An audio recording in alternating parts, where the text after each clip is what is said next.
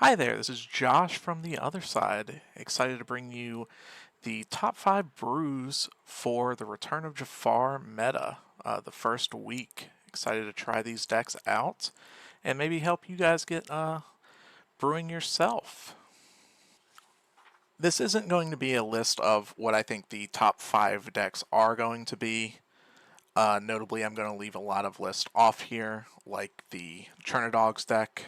Gets a really powerful 1-drop, as everyone knows, and a very powerful 3-drop in both ladies that are shift targets for its bigger lady that we had in set 7.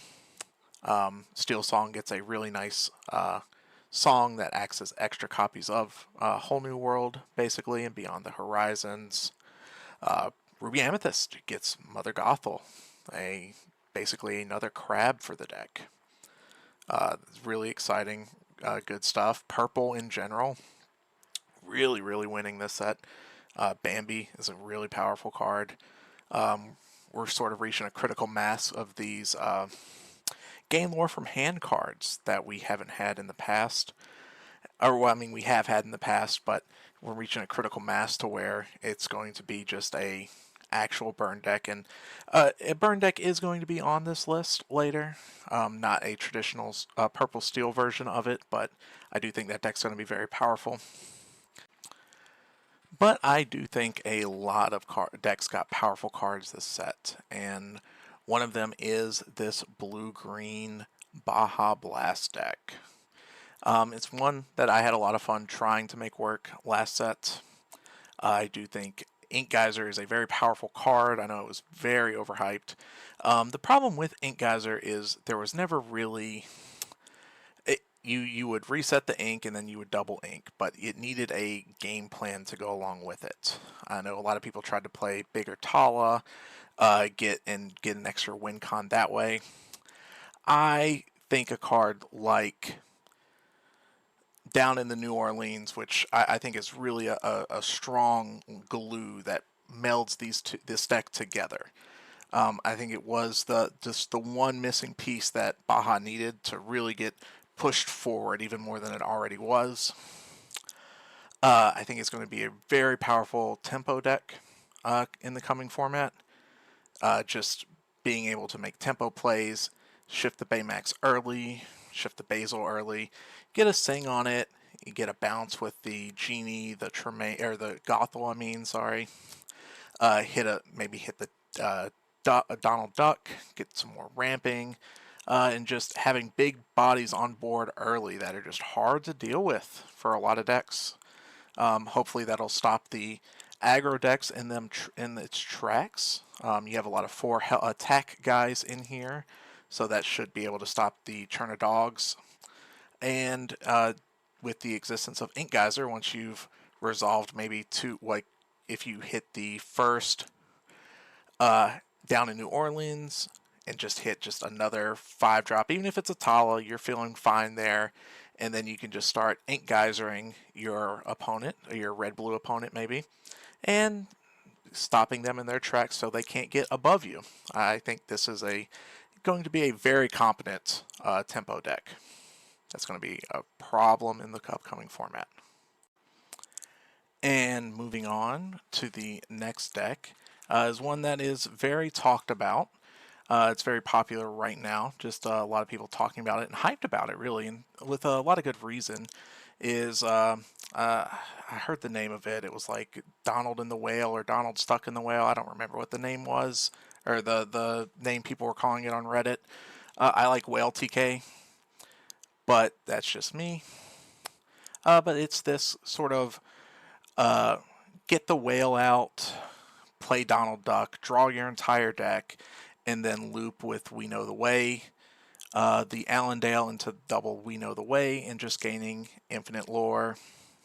And it's a very powerful deck. Another card just from the deck that I think is, it may be underlooked because people were talking about Monstro plus Donald Duck so much, is Huey. And I think Huey not only enables this type of deck, I think it's going to enable another type of deck. I know a lot of people have been building this more of a fox and crab and one drops and controlling the board. I see. I know this build is a more of just a turboing out the whale as fast as possible. Hopefully, the whale can stabilize you from there into you doing the combo the turn after. I'm not sure if either of those versions will end up being the popular version of this deck. I do know that this combo is one you will be seeing. It is, I think, a very inevitable deck. It will go through the course of a game, kind of guarantee the win. Um, is if you get to the point where you have the whale on board and then just get the Donald Duck like that, those two cards with a extra card in hand will guarantee the win. Um, just because extra card draw with the friends hopefully still in the deck. But I think the bigger takeaway from this sort of yellow purple list is not really one that's used to its fullest potential, but I think it is, like I said, Huey.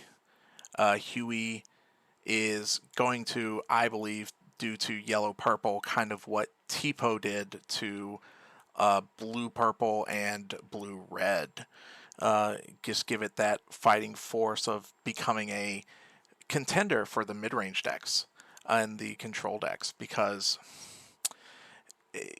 just like with the blue decks having one jump, and then once they got Tipo having the 8 sources of 2 mana ramp, yellow now has always had Lantern for 2 mana creature ramp, and now we have Huey, a second source of going 1/2/4. So just being able to build a deck going 1/2/4, which I know this is not that deck, but I think that's another brew that's going to be very powerful in the upcoming set. And while we're on the topic of infinite combos, I will go ahead and just put up the other infinite combo list. This one using red blue with the We Know Where to Go with the Maui Shark. Sorry, I mean nothing we won't do. I will say it wrong later as well. I apologize. This one is a lot less mystery behind it because I think it just slots very unnoticeably into the current red blue list. I've kind of changed the red blue list a little bit to include the Lilo as well. Mostly because I am just a fan of the Is It Storm style play in Magic. Just, good old Goblin Electromancer in our Ratigan and Shark, playing our ops to get our free Lilo out. I think this deck gets a lot of tools just inside of the Lilo alone. It would be nice if we had a fourth opt style effect, just draw a card for one ink. But I do think there's a lot of power. Just like I said, this list is pretty much already being played just with Popsicles and Tamatoas. But I think this list is going to be very powerful in the upcoming set as well. Very little to say about a blue-red actions deck. It's something we've seen throughout all set 7. We will continue to see play in set 8 with a lot of power to it. And all right. Now, I know I said that these were in no particular order, but these last two are up there for my favorites. I'm really excited for, like I said, the green-blue list right here. This is going to be one of the first ones I test, but the two that I've been testing and theory crafting a lot since the set was fully released are these next two, and I'm really excited for them. I'm going to show the first one, this illusions list. Yeah, I like Scarab is a card. Scarab's definitely just a really heavy resource generating card for a deck that floods the board fast and goes fast. And yeah, uh, testing this weekend is really going to show me what cards I end up liking in this list. Cards like Desperate Plan, Jafar have a really big microscope on them, whether or not they're going to be good enough in whatever people's first brews are going to be. But I know cards like Palace Guard are just really good. Raja, maybe a card that's on the chopping block. Yago's proven himself in the last set to just be an amazing card. But the cards I really are going to be holding under a microscope are the Desperate Plan and the Jafar. This weekend's really going to show whether they need to be in the deck, whether they need to be more cards like Bambi. Bambi, a big omission from the deck. The same with Strength of a Raging Fire. They're just out for first rounds of testing, but they could very easily be slotted right back into this list. Raja, another card that's going to be looked at heavy. But yeah, I think this list is, as is, really good. If you want to play like a more themey illusion list, you could definitely do that. You could put the Sultan in. I don't think the Sultan's that terrible. I don't think the new Jafar is that terrible. I think they just don't make the cut if you want to be like really competitive with a list like this. And now for the final list, one that I have been extensively testing, even without set 8 cards. I think this deck is so close, so close right now, and I do think that set 8 is going to push it to where it is a problem, and the aggro deck that everyone is going to be complaining about. I call it family. It's just a yellow-purple song deck using the new Maribel, just that one drop gain a lore. Shifting as just another target for the 6-drop Maribel to get songs back from the graveyard. There's been so many red-blue decks that I've played this format where I go turn 1 Cinderella, just sing Friends on the Other Side, drop a harp, drop 2 harps, drop harp daisy, and then the game is won on that turn. You just gaining the 4 lore the next turn, gaining another 2 lore the next turn, then dropping dropping a flute, playing a white flower, playing just anything like the blues. Just everything in here gains you lore.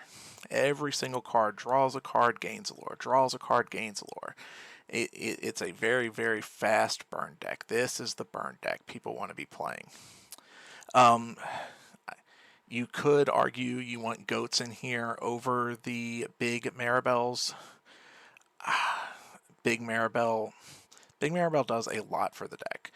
She can get you the This Is My Family to get you just another card and another lore, because that's one of the cards that gets you both a card and a lore.